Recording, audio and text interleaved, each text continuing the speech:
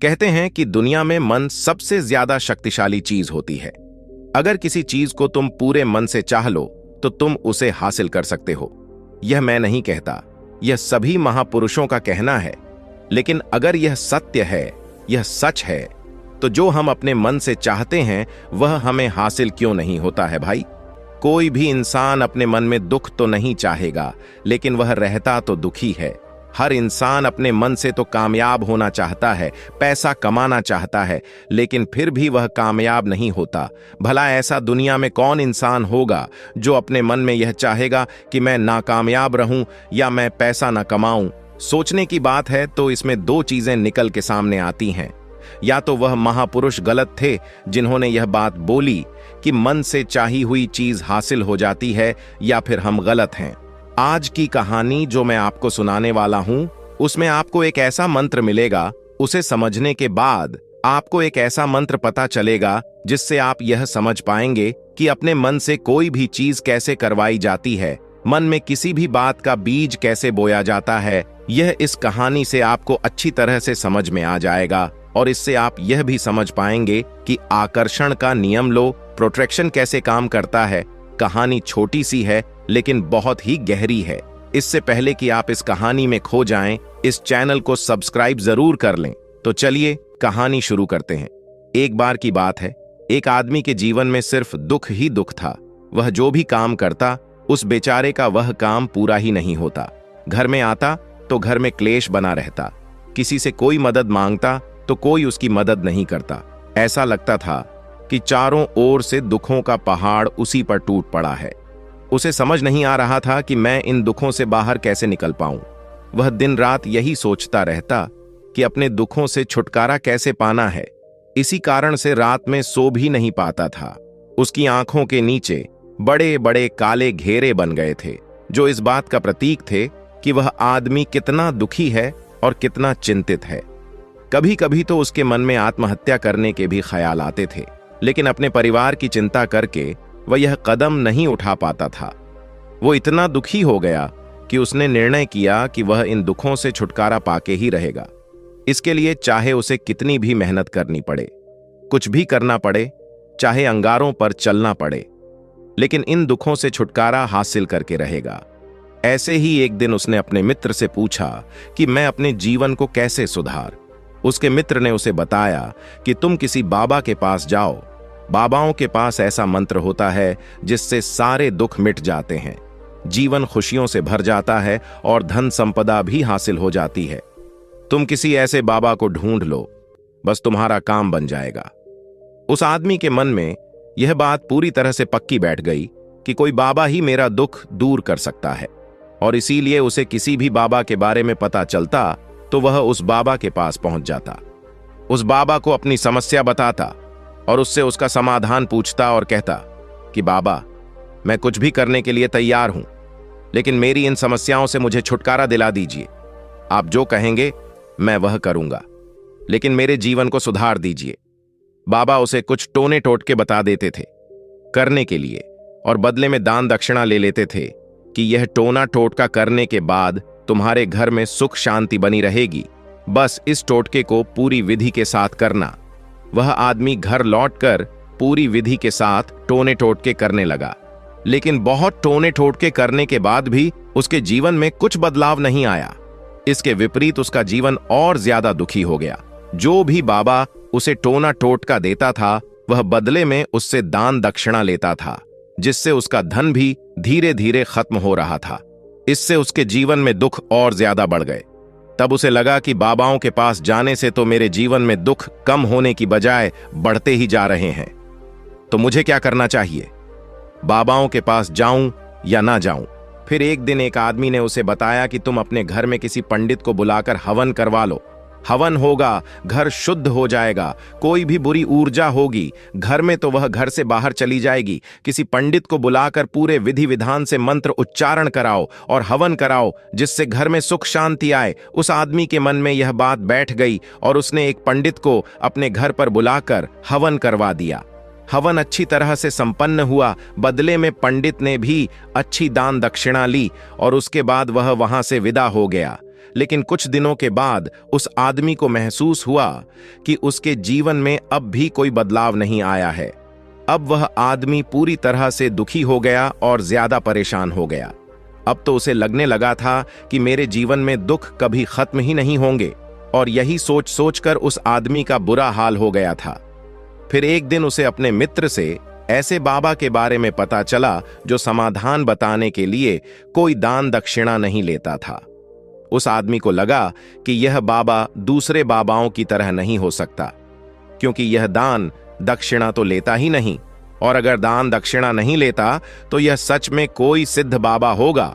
और यही सोचकर वह उस बाबा के पास पहुंच जाता है।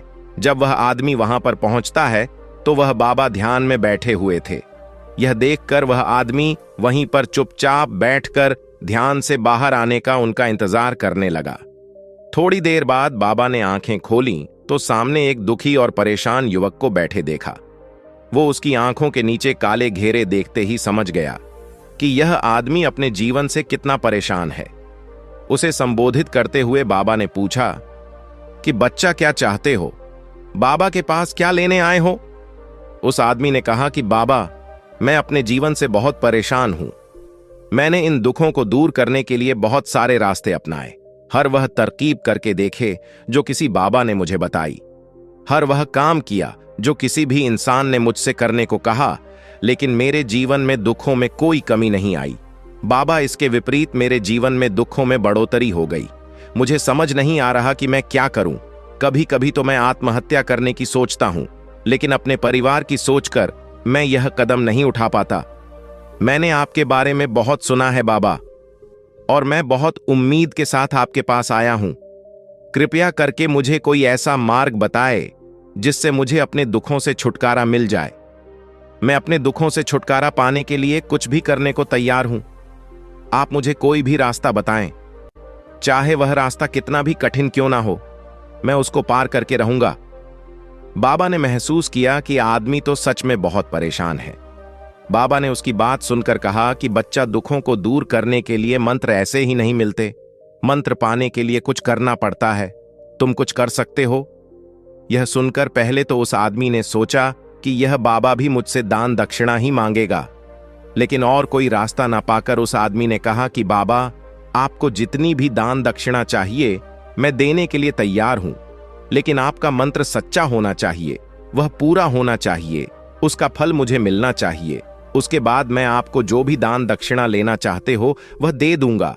बाबा ने कहा कि दान दक्षिणा तो बहुत छोटी सी चीज है, मुझे वो नहीं चाहिए। इस पर वह आदमी सोच विचार करके बोला, तो बाबा, मैं अंगारों पर भी चलने के लिए तैयार हूं, आप मुझे बस आज्ञा दीजिए। बाबा ने कहा कि अंगारों पर चलने वाली छोटी चीज मैं तुमसे नहीं कराने वाला। मैं जो तुमसे कराने वाला हूं वह बहुत कठिन मंत्र है, उसे पूरा कर पाओगे। आदमी ने कहा कि बाबा, आप मुझे बताइए तो सही, मुझे करना क्या होगा? मैं कुछ भी करने को तैयार हूं। इस पर बाबा ने उसे कहा कि यहां से जब तुम अपने घर जाओ तो रास्ते में अपने मन में यह दोहराते जाना, मैं सुखी हूं, मैं सुखी हूं, मैं सुखी हूं। बार बार अपने मन में यही दोहराना, और याद रहे, जुबान पर यह नहीं आना चाहिए, यह सिर्फ मन में दोहराना है। यह सुनकर वह आदमी बोला, बाबा, बस इतनी सी बात, यह तो मैं छुटकी बजा के कर लूंगा, लेकिन इससे होगा क्या? बाबा बोले, इस मंत्र को करके देखो। वैसे भी तुमने इतने बाबाओं के मंत्र किए हैं, तो इस मंत्र को भी करके देख लो। उस आदमी ने सोचा कि बाबा कुछ दान दक्षिणा तो ले नहीं रहे, और छोटा सा मंत्र है, इसे तो मैं कर ही लूंगा। वह बोला, ठीक है बाबा, मैं यह मंत्र जरूर करूंगा। वह आदमी यह कहकर वहां से उठकर चलने लगा, लेकिन जैसे ही वह चलने लगा, पीछे से बाबा ने बोला कि बच्चा, एक बात याद रखना, जब तुम यह मंत्र अपने मन में दोहरा तो तुम्हारे मन में बंदर के विचार नहीं आने चाहिए, बंदर का ख्याल भी नहीं आना चाहिए, तो ही यह मंत्र सिद्ध होगा। वह आदमी बोला, मुझे तो आज तक बंदर का कोई विचार नहीं आया, तो अब क्यों आएगा? आप चिंता मत करिए बाबा, मैं बस मन में यही दोहरा हंगा कि मैं सुखी हूं, मैं सुखी हूं, इसके अलावा बंदर का कोई विचार मेरे मन में नहीं आएगा। यह कहकर वह आदमी वहां से चल दिया। वह अपने मन में मैं सुखी हूं, मैं सुखी हूं, यह दोहराता हुआ थोड़ी दूर ही चला था कि उसके मन में अचानक बंदर का ख्याल आ गया। बंदर का ख्याल एक बार आया और चला भी गया, लेकिन उस आदमी ने सोचा कि आज तक तो मुझे बंदर का कोई विचार नहीं आया, या आज बंदर का विचार क्यों आ गया। और ऐसा करके उसने उस बंदर के विचार को पकड़ लिया। वह यह भूल गया कि मुझे क्या मंत्र दोहराना है, और वह बंदर के बारे में सोचने लगा। जब थोड़ी देर बाद उसे फिर से होश आया तो वह फिर से अपना वही मंत्र दोहराने लगा जो बाबा ने उसे बताया था, मैं सुखी हूं, मैं सुखी हूं। लेकिन अचानक से उसे सामने एक बंदर दिखाई दिया, और यह देखकर उसके मन में फिर से बंदर का विचार उठ गया, और वह अपने अंदर से इस विचार को बाहर फेंकना चाहता था। वह चाहता था कि मेरे अंदर किसी भी तरह बंदर का विचार ना आए, लेकिन उसे तो सामने बंदर ही दिखाई दे गया। ऐसे ही जद्दोजहद करते करते वह घर पर पहुंचा, और घर पर पहुंचने के बाद अपनी पत्नी को कहा कि ऐ बंदरिया, मुझे खाने में बंदर परोस दो। और जब उसे एहसास हुआ कि उसने क्या बोल दिया तो वह अपने बाल नोचने लगा। वह दीवारों में सर मारने लगा कि आज तक मुझे बंदर का कोई विचार नहीं आया, और आज मुझे यह क्या हो गया है कि मुझे हर जगह बंदर ही बंदर नजर आ रहे हैं। यह कैसी माया है। यही सोच सोचकर वह आदमी रात भर सो नहीं पाया। रात भर करवटें बदलता रहा, और सुबह उठकर सीधे उसी बाबा के पास पहुंच गया और उसके चरणों में गिरकर कहा कि बाबा, पता नहीं क्या चमत्कार हो रहा है। आज तक मुझे बंदर का कोई विचार नहीं आया, लेकिन कल से जब से आपने मुझसे कहा कि बंदर का विचार नहीं आना चाहिए, तब से मुझे हर जगह बंदर ही बंदर नजर आ रहे हैं। उस आदमी ने कहा कि बाबा, मुझे तो आपके पीछे पेड़ पर बैठा हुआ बंदर भी केले खाता हुआ दिखाई दे रहा है। ये हो क्या रहा है बाबा? यह सुनकर बाबा हंसने लगे। बच्चा, मन का जाल एक ऐसा जाल है जिसे समझ पाना इतना आसान नहीं है। बंदर तो तुम्हारे रास्ते में पहले भी आते थे। जब तुम मेरे पास आए थे तो इन्हीं पैरों पर यह बंदर घूम रहे थे, लेकिन तब तुम्हारे ध्यान में यह बंदर नहीं था। तब तुम्हारे ध्यान में सिर्फ अपने दुख थे। इसके बाद बाबा ने उसे बताया कि बच्चा, हम जिस चीज से भी दूर भागना चाहते हैं, वही चीज हमारे मन में बहुत गहरे में प्रविष्ट हो जाती है। वह हमारे अंतर मन में समा जाती है। असल में हम जिस चीज से भी छुटकारा पाना चाहते हैं, उससे छुटकारा इसीलिए पाना चाहते हैं कि वह हमारे साथ बहुत गहरी जुड़ी हुई है, और हम जितना ही उससे छुटकारा पाना चाहते हैं, वह उतनी ही गहरी हमारे मन में बैठती चली जाती है, और आखिरकार वह हमारे अंतर मन में छा जाती है। ऊपर से तो हम चाहते हैं सुखी होना, कि मैं सुखी हूं, सुखी हूं। हमारे होंठ भी यही बोलते रहते हैं, लेकिन हमारे मन में दुख समाये होते हैं। हमारे विचारों में, हमारे मन में हमें दुख ही दुख दिखाई देते हैं। इसलिए अपनी जुबान से बार बार यह बोलने से कि मैं सुखी हूं, मैं सुखी हूं, हम सुखी नहीं होंगे जब तक यह मंत्र हमारे अंतर मन में प्रविष्ट नहीं होगा। इस पर उस आदमी ने पूछा कि बाबा, लेकिन यह मंत्र हमारे अंतर मन में प्रविष्ट कैसे होगा? यह सुनकर बाबा ने कहा कि बच्चा, अपने दुखों से लड़ना बंद कर दो। जब तक तुम अपने दुखों को दूर करने की सोचते रहोगे, तब तक वह दुख तुमसे चिपके रहेंगे। तब तक वो दुख तुम्हारे अंतर मन पर अपना राज जमाए बैठे रहेंगे, और जिस दिन तुम उन दुखों के बारे में सोचना ही छोड़ दोगे, उन दुखों से छुटकारा ही नहीं पाना चाहोगे, उसी दिन से तुम्हारी जिंदगी से दुख गायब हो जाएंगे। क्योंकि किसी भी चीज से छुटकारा पाने के लिए हमें उस चीज के बारे में सोचना पड़ता है, और हम जितना ही उस चीज के बारे में सोचते हैं, वह उतनी ही गहरी हमारे मन में प्रविष्ट होती चली जाती है। हम अधिकतर समय दुखों के बारे में ही सोचते हैं। हम यही सोचते हैं कि हमारे जीवन में दुख है और हमें इससे छुटकारा पाना है। इसी वजह से बार बार सोचने से वह दुख हमारे अंतर मन में प्रविष्ट हो जाते हैं और हमें एहसास भी नहीं होता। इसलिए अगर तुम दुखों से छुटकारा पाना चाहते हो तो दुखों से छुटकारा पाने के बारे में सोचना छोड़ दो, तुम्हें दुखों से छुटकारा मिल जाएगा। अक्सर आदमी धूम्रपान छोड़ना चाहता है, शराब छोड़ना चाहता है, सुबह अपने आप से यह वादा करता है कि मैं कोई भी गलत काम नहीं करूंगा, लेकिन शाम को जब लौटता है तो नशे में चूर होकर लौटता है। ऐसा क्यों होता है कि जो हम सोच रहे हैं वो पूरा कर ही नहीं पा रहे हैं? असल में हम उस चीज को बहुत ज्यादा तवज्जो दे रहे हैं, उस चीज को बहुत ज्यादा अहमियत दे रहे हैं। जब भी हम उस चीज को छोड़ने के बारे में सोचते हैं तो हम उसकी इंपॉर्टेंस यानी कि विशेषता और ज्यादा बढ़ा देते हैं। हमारा मन उस चीज के बारे में जितना ज्यादा सोचेगा, शराब या धूम्रपान छोड़ने के बारे में जितना ज्यादा सोचेगा, हमारा मन उतना ही उस चीज के पीछे ज्यादा भागेगा। हमें उस चीज से लड़ना नहीं है, बल्कि बिना सोचे गुजर जाना है। और अगर इस मंत्र को हम समझ लेते हैं तो हम अपने जीवन में जो भी पाना चाहते हैं उसे अपने अंतर मन में डाल सकते हैं। और एक बार वह लक्ष्य हमारे अंतर मन में बैठ जाता है तो फिर सफलता पाने में कोई समस्या नहीं आती, कोई दिक्कत नहीं आती। तो दोस्तों, उम्मीद है इस वीडियो से आपको काफी कुछ सीखने को मिला होगा।